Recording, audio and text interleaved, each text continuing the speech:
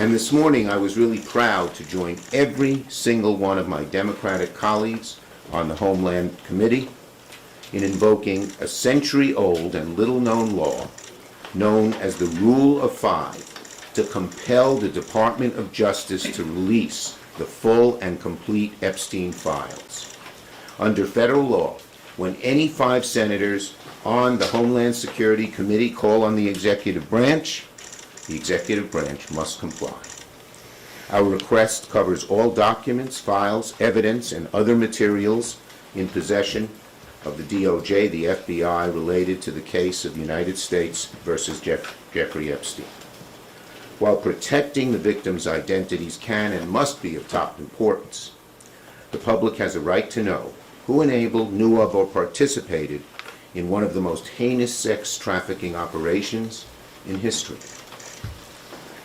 Let me remind everyone of what's happened in recent months. Donald Trump campaigned on releasing the Epstein files. He broke that promise. In February, FBI Director Kash Patel promised during sworn testimony in his confirmation hearing he would, quote, make sure the American public knows the full weight of what happened. Well, that has yet to happen. A.G. Bondi said in February that a supposed, quote, client list, she said, was sitting on her desk right now to review. And she said that's been a directive by President Trump. 5 months later, we have 0 answers, only more questions. What have we gotten since? Stonewall, evasion, lies. Trump was asked earlier this month if he had ever been informed whether or not he was mentioned in the Epstein files, and now we know he lied. He said no, but in fact he was told by the Attorney General in May that he was mentioned. And when the House had an opportunity to take votes on the Epstein files, Speaker Johnson skedaddled out of town, launching the Epstein recess. This is not complicated. After promising full transparency for years, every single time Trump, his administration, Republican leaders have had a chance to be transparent about the Epstein files, they've chosen to hide. The evasions, the delays, the excuses, they are not just odd, they're alarming. It begs the question, if there's nothing to hide, why all the evasiveness? Trump should stop hiding from the truth. He should stop hiding from the American people. So today, Senate Democrats took action. We're invoking federal law and using our authority as a check on the executive to compel transparency. That's why today's letters matter. Today's letter matters. It's not a stunt, it's not symbolic. It's a formal exercise of congressional power under federal law. And we expect an answer from DOJ by August the 15th. That's what accountability looks like. This is what oversight looks like.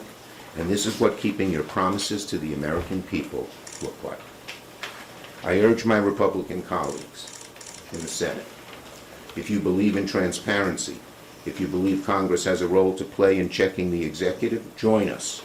Join us in calling for more transparency on the Epstein files. Because once there's transparency, the truth emerges. Because once we get the truth, we can have accountability, we can move forward, not just on this, but on many issues affecting the American people, protecting health care, growing the middle class, defending democracy. But none of that is possible if the public loses faith that justice only applies to some, not all. Senator Peters has taken a great lead on this issue as ranking member of the Homeland Security Committee, and I'm proud to call on him to speak. Well, thank you, Chuck. You know, the American people want and deserve transparency from their elected officials. On the campaign trail, President Trump promised many times to deliver that transparency by making the records in the Jeffrey Epstein case public. And now he is going back on that promise. This kind of reversal is what leads to distrust of elected officials. It also, we all know, it breeds conspiracy theories and misinformation. But the solution is very clear. Americans deserve transparency from congressional Republicans and the Trump administration. Our Republican colleagues are failing to conduct independent oversight of the administration and call for this information to be made public. Some have even publicly said they want to provide, and this is a member of the U.S. Senate, a Republican member, who said that they wanted to provide, quote, cover.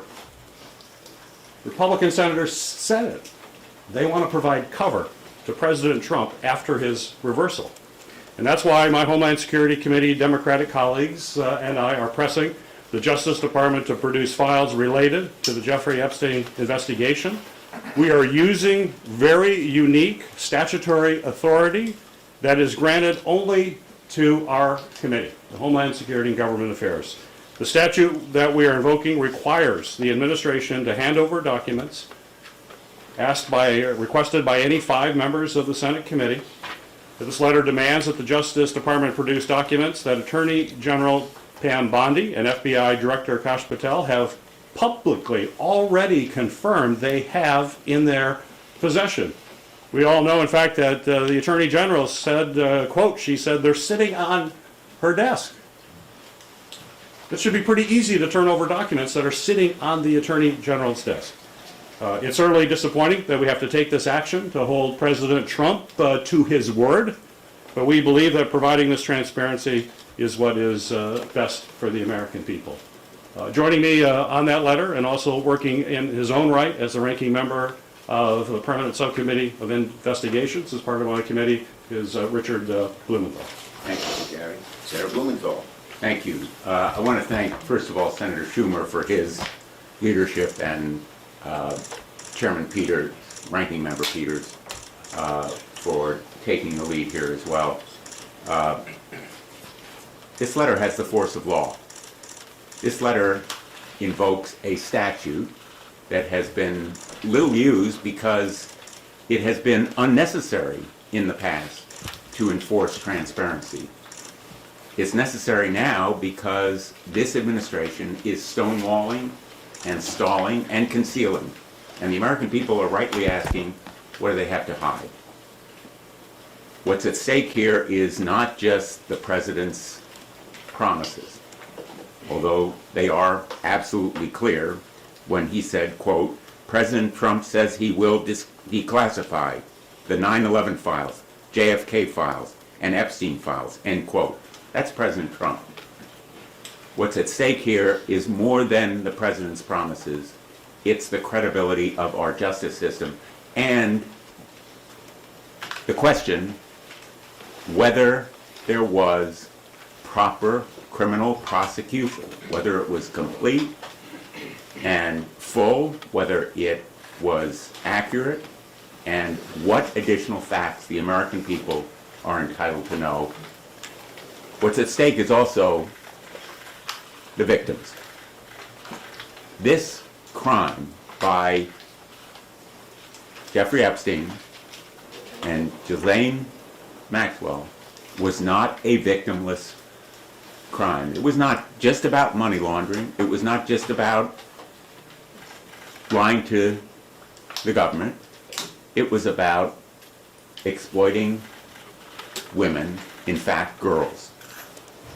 Girls who were mercilessly and repeatedly subject to abuse and trafficking.